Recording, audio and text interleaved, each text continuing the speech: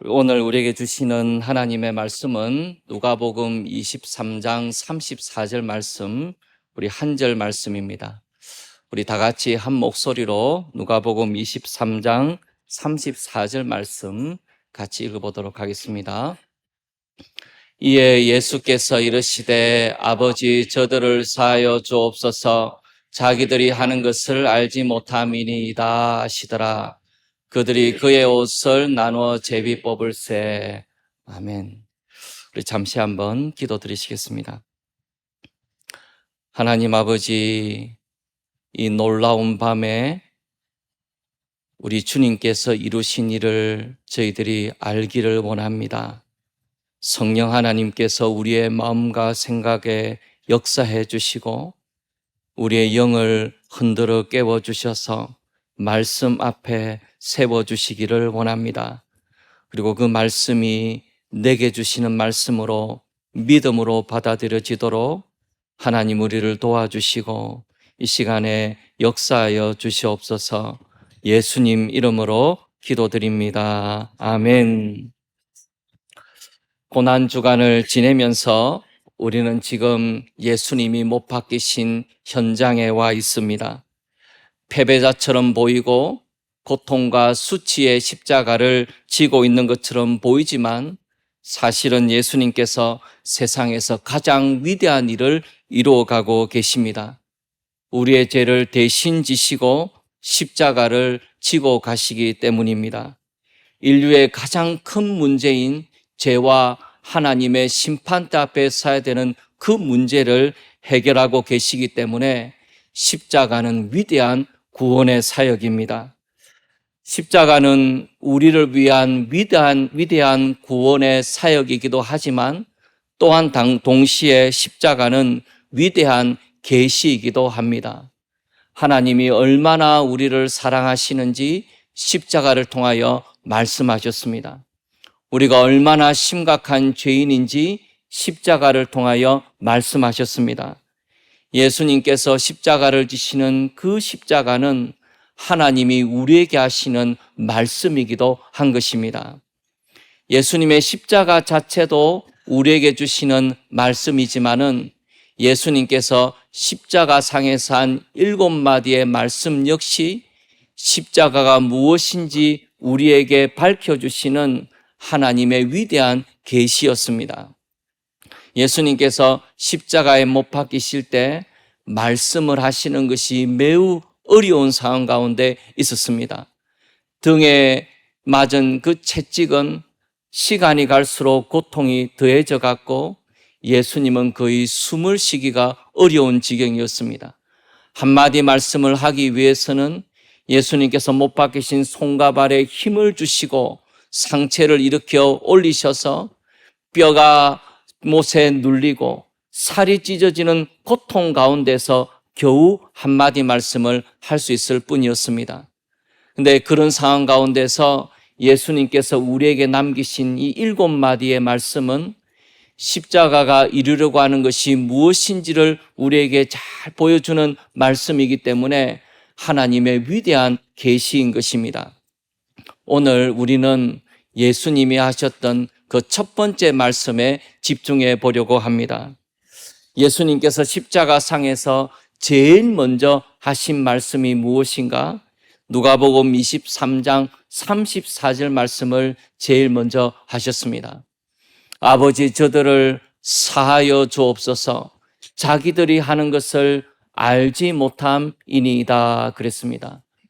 우리 주님께서 가장 먼저 하셨던 말씀이 아버지 저들을 사하여 주옵소서, 자기들이 하는 것을 알지 못함이니이다 라는 말씀이었다는 것입니다. 예수님이 하신 이 말씀은 지금 예수님을 십자가에 못 박는 사람들, 예수님 주위에 서서 구경하는 사람들, 그리고 예수님을 조롱하는 사람들이 무슨 일을 하는지 알지 못하는 상태에서 예수님께 이렇게 하고 있는 것이니까 하나님께서 그들을 용서해 주시도록, 그들에게 자비를 베풀어 주시도록 예수님께서 강구하시는 내용입니다. 실제로 로마 군병들은 명령을 따라서 십자가형을 집행하고 있을 뿐이었지 그들이 인류에 오신 구세주를 못 받고 있다는 것을 알지를 못했습니다. 십자가 주변에서 구경하는 사람들, 십자가에 달려있는 예수를 조롱하고 있는 그 모든 사람들은 자기의 고집과 자기의 완고한 마음을 따라서 행하고 있을 뿐 하나님의 구원의 계획을 알지 못하는 상태에 있었습니다. 그래서 그들은 자기가 무엇을 하는지 알지 못하면서 예수님을 십자가에 못 박고 있었던 것입니다. 우리가 이 대목에서 죄에 대한 우리의 무지를 떠올리게 됩니다. 우리가 죄에 대하여서 얼마나 무지한가. 자기가 죄를 짓고 있으면서도 죄를 짓는 줄조차도 알지 못하면서 살아가고 있는 것, 그것이 우리의 모습이라는 것을 예수님이 말씀하고 계시는 것입니다. 저는 사도 바울이 예수님 믿는 사람들을 때로는 옥에 가두기도 하고 때로는 때리기도 하고 때로는 죽이는 자리에까지 나아갔었는데 예수님께서 바울을 만나셨을 때에 두 가지 말씀을 하셨던 것을 기억합니다. 예수님께서 사울에게, 바울이라 불리기 전에 사울이었죠. 이 사울이에게 하신 말씀이 무엇이었냐면은 내가 왜 나를 박해하느냐 하는 것이었습니다. 사도 바울이 이 말씀을 들었을 때에 얼마나 놀랐을까 싶어요. 여러분, 사도 바울은 하나님을 위하여 일하고 있다고 생각하고 있었습니다. 내가 예수님 믿는 사람을 잡아 죽이는 것, 옥에 가두는 것은 하나님을 위하여 이런 일을 하고 있다고 생각했지 자기가 하나님을 대항하고 있다는 것은 생각지도 못했더랬습니다. 그것이 사도 바울이 알고 있는 지식의 한계였습니다. 자기는 하나님을 대항해서 지금 살아가고 있는데 하나님을 위하여 살아가고 있다고 착각하고 있는 것이 사도 바울의 모습이었다는 것입니다. 자기가 하나님을 가로막고 있다고는 생각지도 못했는데 실제 자기의 삶은 하나님을 가로막고 있었다는 것입니다. 사도 바울은 또 한 가지 말씀을 들었는데 가시채를 뒷발질하기에 내가 고생이로다 그랬습니다. 가시채라는 것은 짐승이 앞으로 나가게 하기 위해서 막대기 같은 데다가 날카로운 것을 꽂아서 짐승을 찌르는 일에 사용되는 것입니다. 사도 바울이 하고 있는 일이 무엇이었냐면은 가시채를 뒷발질하는 것이 사도 바울의 모습이었다는 것입니다. 가시채를 뒷발질하니까 얼마나 그것이 고통스럽습니까? 사도 바울이 예수님 믿는 사람을 잡아 죽이고 옥에 가두고 때리는 일에 앞장서고 때로는 원치 않게 예수님을 부인하게 만들었던 그런 일을 사도 바울이 했었는데 예수님을 믿는 사람들을 핍박하는 것이 아니고 실상은 자기 자신을 괴롭히면서 살아가고 있었을 뿐이라는 것입니다. 다른 사람을 괴롭히는 것이 아니고 실제로는 자기 자신을 괴롭히며 살아가고 있는 것, 그것이 사도 바울의 모습이었다는 것입니다. 사도 바울이 얼마나 열심히 살았습니까? 그러나 자기들이 한 일이라는 것이라고는 하나님의 뜻을 가로막는 일을 했을 뿐이고 오히려 자기를 고생시키면서 자기를 해하면서 살아갈 뿐인 것이 사도 바울의 인생이었다는 것입니다. 이 사도 바울의 인생이 우리의 인생과 얼마나 닮아 있는지 모릅니다. 우리는 바른 길을 걸어가고 있다고 생각하며 살아갑니다. 나는 열심히 인생을 살아가고 있다고 생각합니다. 최선을 다하여서 하루하루를 살아가고 있다고 생각하지만은 내가 살아가고 있는 것이 하나님의 뜻을 거스르고 하나님의 뜻을 막아서면서 살아가고 있다는 것을 우리는 알지 못한 채 인생을 살아가고 있는 것입니다. 열심히 때로는 자기를 힘들게 하면서 인생을 살아가고 뭔가를 얻고 성취하면서 인생을 살아가고 있다고 생각하지만은 실제로는 자신을 해하면서 살아가고 있는데, 그렇게 살아가고 있는 우리 자신의 모습을 깨닫지 못하고 있었을 뿐이라는 것입니다. 그래서 이 예수님의 말씀은 우리가 얼마나 무지한 가운데 인생을 살아가고 있는지, 우리가 얼마나 욕심과 완악함 가운데서 인생을 살아가고 있는지 우리 자신을 잘 보여주는 말이 되는 것입니다. 오늘 예배를 드리면서도, 고난주간을 보내면서도 내가 하나님께 용서받아야 될 죄인이라는 것을 알지 못한 채로 인생을 살아가고 있는 우리의 모습을 얼마나 잘 보여주고 있는지 모릅니다. 우리가 무지한 채로 인생을 살아갑니다. 몰랐다고 해서 죄가 없어지는 것이 아닙니다. 내가 모르는 채 살아가고 있다 그래서 그것이 하나님 앞에 죄가 없어지는 모습은 아니라는 것입니다. 레위기 4장 22절 23절에 보면은 이런 구절이 나오는데, 만일 족장이 그의 하나님 여호와의 계명 중 하나라도 부지 중에 범하여 허물이 있었는데, 그랬습니다. 부지 중에 범하였을지라도 그것은 허물이 있는 일입니다. 내가 모르고 하나님 앞에 죄를 범했다 그래도 그것은 하나님께 허물이 있는 일입니다. 23절에 누가 그가 범한 죄를 깨우쳐 주면 그는 흠없는 순염소를 예물로 가져다가 제물을 바쳐야 했습니다. 내가 모르고 있었는데 그것이 깨달아지는 때가 되면은 그 죄가 이루어져서 성립되어져서 이제는 하나님께 제물을 바쳐야 되는 상황에 이르게 된다는 것입니다. 우리가 모르고 인생을 살았다 그래도, 내가 죄인인 것을 알지 못한 채 인생을 살았다 그래도 마지막 하나님의 심판대 앞에 서게 되었을 때 하나님이 우리의 죄를 낱낱이 깨닫게 해주시면 우리는 결코 죄가 없다라고 말할 수 없다는 것입니다. 모르고 지었다 그래도, 모르고 인생을 살아갔다 그래도 그것이 결코 하나님 앞에 죄가 없는 것은 아닌 것입니다.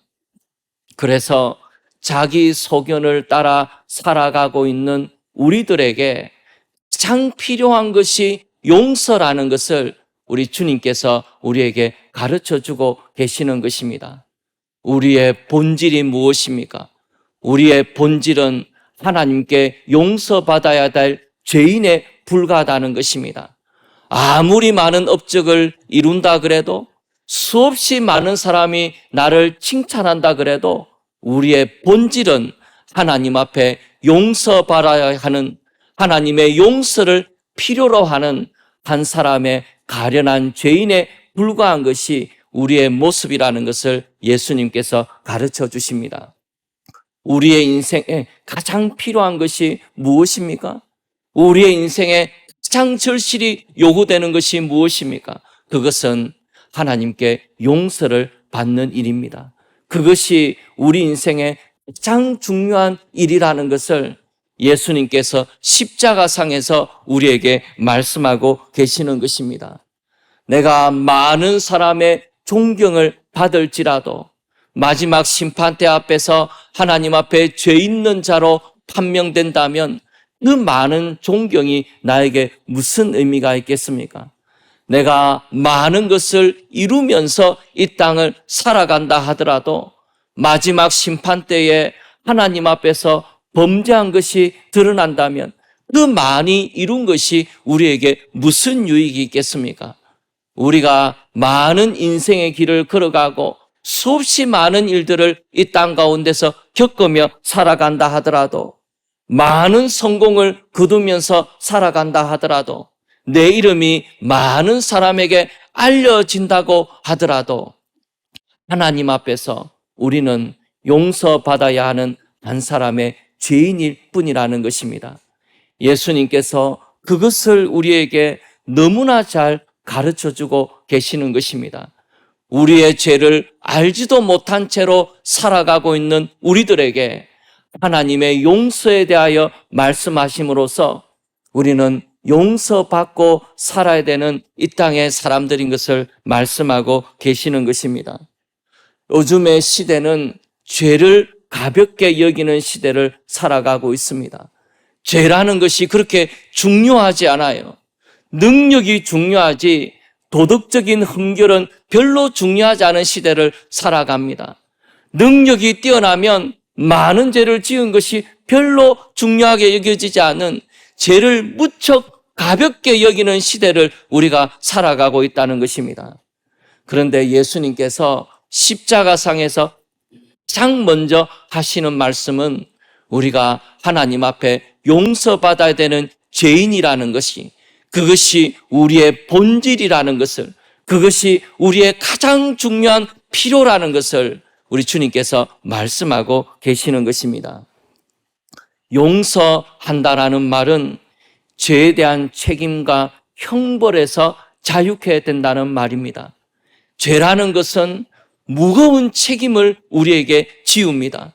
아무리 벗어나려고 해도 몸부림친다 그래도 죄에 대한 죄책감은 벗어날 길이 없는 것입니다. 죄는 무서운 책임을 우리에게 지우면서 이 땅을 살아가게 합니다. 죄는 무거운 형벌이 따라옵니다. 죄에 대해서는 무서운 대가가 우리를 기다리고 있습니다. 죄는 형벌을 받지 않는 한 결단코 우리의 인생에서 사라지지 않는 것입니다. 죄에 대한 무거운 책임감과 죄에 대한 무서운 형벌은 그것에 대한 대가를 치름으로써 우리에게서 없어질 수 있는 것입니다. 그런데 예수님께서 우리에게 용서를 말씀하십니다. 우리가 죄인인데 어떻게 용서를 받을 수 있습니까?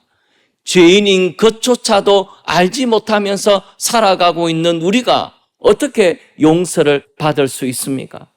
하나님이 우리를 용서해 주시는 근거가 무엇입니까?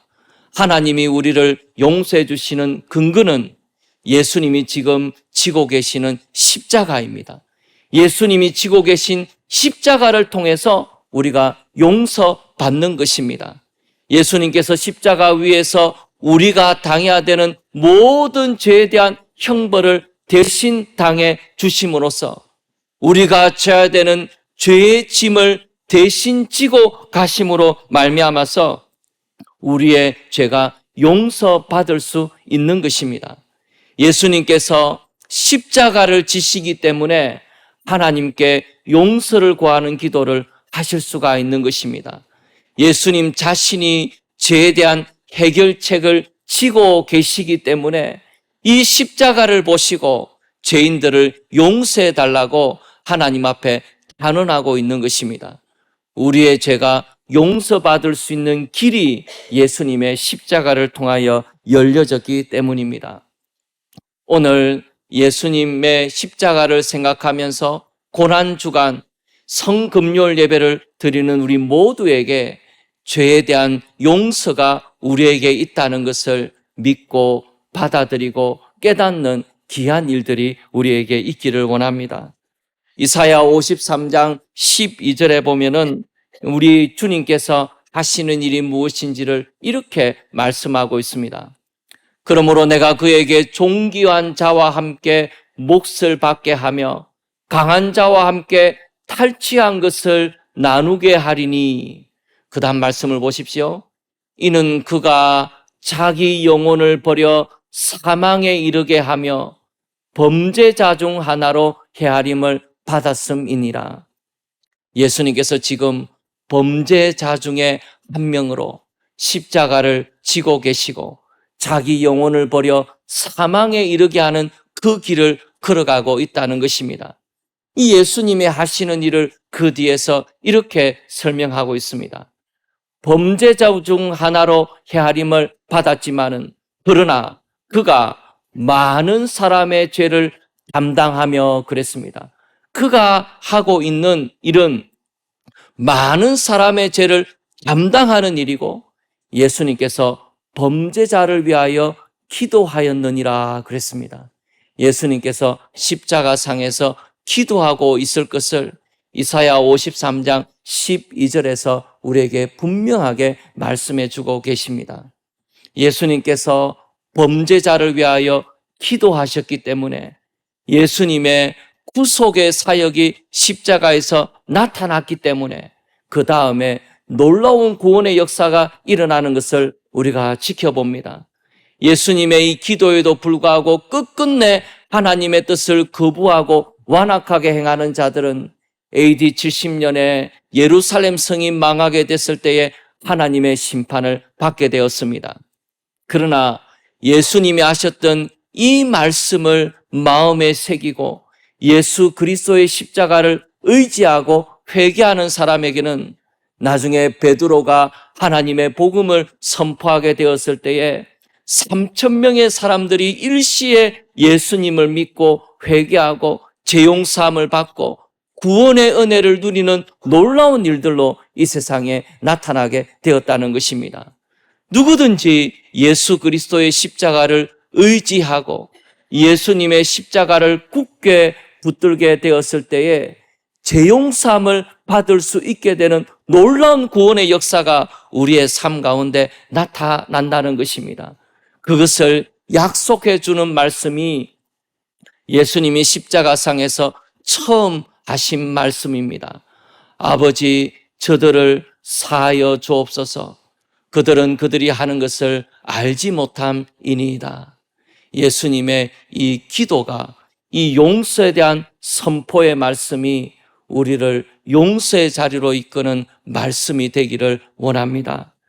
성금요일 날 하나님 앞에 예배하는 우리들에게 내가 죄인이라는 것을 오랫동안 잊고 살아갔던 죄인들에게 내가 걸어가는 그 길이 실제로는 하나님을 대항하는 길이고 내가 내 자신을 해하면서 살아가는 길이라는 것도 알지 못한 채로 살아갔던 우리들에게 우리 인생을 되돌아보면 어느 누구에게나 한두 가지쯤은 무릎을 꿇고 회개하고 용서를 구하지 않으면 살아갈 수 없는 죄가 우리에게 있음에도 불구하고 하나님 앞에 나오지 아니하고 용서를 구하지 아니하고 죄용서함의 기쁨을 잃어버리며 살아가는 우리들에게 하나님께서 주시는 용서가 있다는 것을 깨닫고 하나님 앞에 나오는 놀라운 은혜의 시간이 우리 모두에게 있기를 원합니다.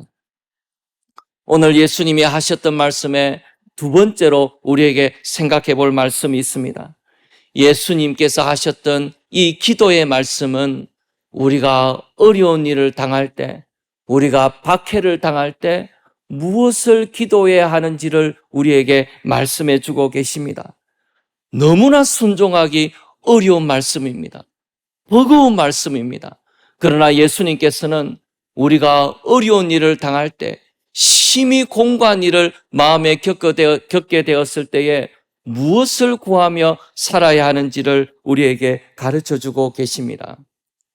예수님은 지금 무엇을 생각할 만한 마음의 여유가 없습니다. 많은 고통과 어려운 가운데 지금 시간을 보내고 있습니다. 예수님을 가까이서 격려해 줄 수 있는 제자들은 다 도망가 버린 상태였고 예수님은 지금 매우 쓸쓸한 가운데 놓여 있습니다.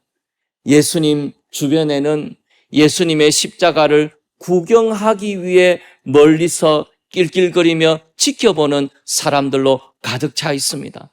뭔가 기적이 일어나지 않을까 기대하는 마음으로, 기적이나 바라볼까 바라는 마음으로 예수님의 십자가 주위에서 구경하고 서 있는 사람들로 둘러싸여 있습니다. 예수님이 십자가를 지실 때에 그 주변에 조롱하는 사람들이 있었다는 것을 성경이 매우 분명하게 말하고 있습니다. 오늘 읽었던 누가복음 말씀 뒤에 보면은 예수님의 십자가를 가리켜서 조롱하는 세 부류의 사람이 등장을 합니다. 첫 번째 부류의 사람은 관리들이었습니다. 지도자들이었습니다. 그들은 예수님의 십자가를 조롱했습니다. 욕을 하는 것보다 더욱 마음을 어렵게 하는 것은 조롱하는 일입니다. 이 관리들이 예수님을 이렇게 조롱했습니다.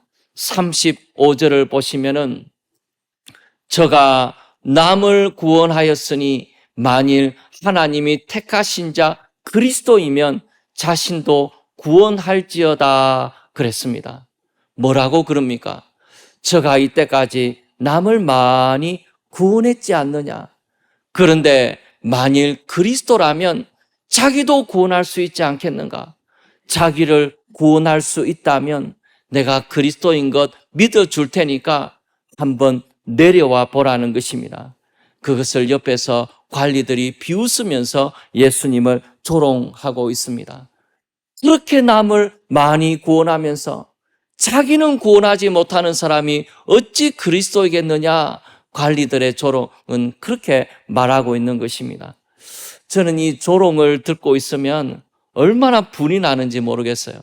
그래서 만약에 입장을 바꾸어서 제가 십자가에 달렸다고 생각을 해보면 저는 이 조롱을 참 참기 어려웠을 거라는 생각이 듭니다. 예수님이 그리스도시기 때문에 참고 계신 것이지 않습니까? 그리스도이시기 때문에 자기를 구원하라고 그러는데 그리스도이기 때문에 지금 십자가 위에서 참고 계시는 것이지 않습니까? 만약에 제가 십자가에 달렸었더라면 저는 그럴 것 같아요. 한번 내려와 봐줄 것 같아요. 내려와서 내가 힘이 없어서 이런 것이 아니라는 것을 본때를 한번 보여주고 다시 십자가로 올라가지 않을까. 그래서 제 같은 성격을 갖고 있는 사람이 할 수 있는 일이라는 생각이 들어요. 근데 저는 예수님께서 이걸 어떻게 참으셨는가 참 놀랍습니다. 이 조롱은 사단의 시험이기도 한 것이었습니다. 예수님이 십자가를 달리실 때에 마지막 순간까지 십자가에서 내려오도록 그 능력을 쓰도록 사단이 밑에서 조롱하고 있는 것이죠. 예수님께서 그 십자가를 견디시고 조롱을 견디셨습니다.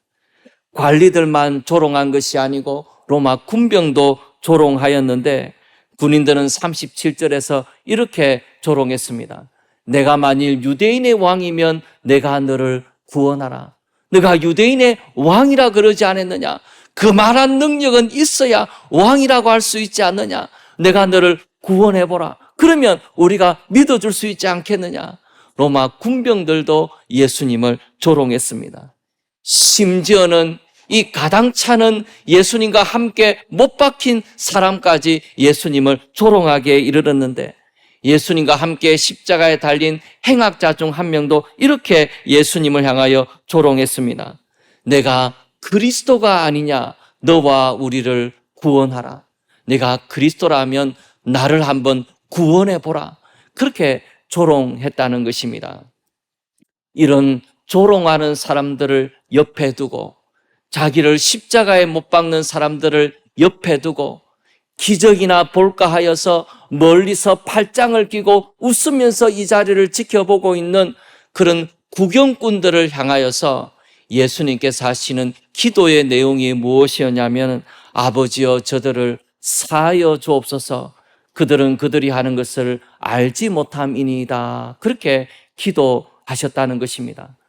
하늘에서 불이 떨어져서 그들을 멸했으면 좋겠다. 그것이 십자가에 달린 사람의 마음일진데 예수님께서는 그들을 용서해 달라고 기도하고 계셨다는 것입니다. 얼마나 놀라운 모범인지 모릅니다. 자주 분노하고 자주 악의를 마음에 품고 용서할 줄 모르면서 인생을 살아가는 우리를 향하여서 예수님께서 얼마나 귀한 모범을 보이셨는지 몰라요. 저는 그리스도인이 이 땅에서 가장 하기 어려운 일이 저는 제자도의 완성이 용서라고 믿습니다. 용서가 이 세상에서 가장 하기 어려운 일이라는 생각이 들어요. 그런데 예수님께서 용서에 대한 기도를 하고 있는 것입니다.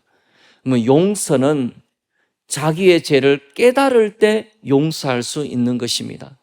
자기의 죄를 깨닫지도 못하는 사람에게 우리가 어떻게 용서할 수 있습니까? 그것은 용서하기 어려운 일입니다. 그런데 예수님께서는 자기의 죄를 깨닫지도 못하는 사람들을 위하여서 용서하는 기도를 하시고 그 기도의 모범을 우리에게 보여주고 계시는 것입니다. 우리가 이 땅을 살아가면서 그리스도인으로 살아가면서 용서하라 윽박 지를 수 있는 거 아니라는 거 알고 있습니다. 용서하는 기도가 우리의 마음에 생기기까지 얼마나 숱한 밤을 기도로 지새워야 용서라는 단어가 겨우 우리 입에서 나올 수 있는지 그 어려움을 우리 주님께서 모르시지 아니하셨을 것입니다.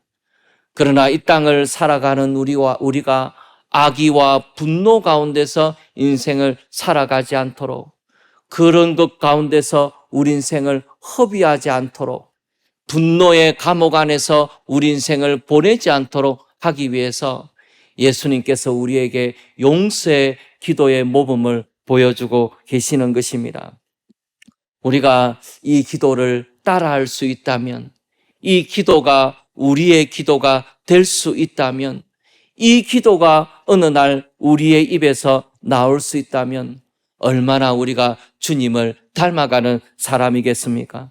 하나님께서 우리에게 은혜를 주시고 성찬을 거행하면서 하나님의 용서의 은혜를 받은 우리가 언젠가 이 기도가 우리의 입에서 나오고 우리가 참으로 분노에서 자유케 되어지는 은혜가 있기를 소원합니다. 예수님께서 너무나 귀한 모범을 우리에게 보여주신 것입니다. 예수님의 모범을 따라 행하는 사람이 사도행전에 나오는데 스데반입니다. 사도행전 7장 60절에 스데반이 이렇게 기도하는데 무릎을 꿇고 크게 불러 이르되 주여 이 죄를 그들에게 돌리지 마옵소서, 이 말을 하고 자니라. 성령의 도우심이 아니었다면 스데반은 결코 이런 기도를 하지 못했을 것입니다. 돌에 맞아 죽어가고 있으면서 너무나 놀라운 기도를, 인생의 마지막 기도를 하나님 앞에 드릴 수 있었던 것입니다.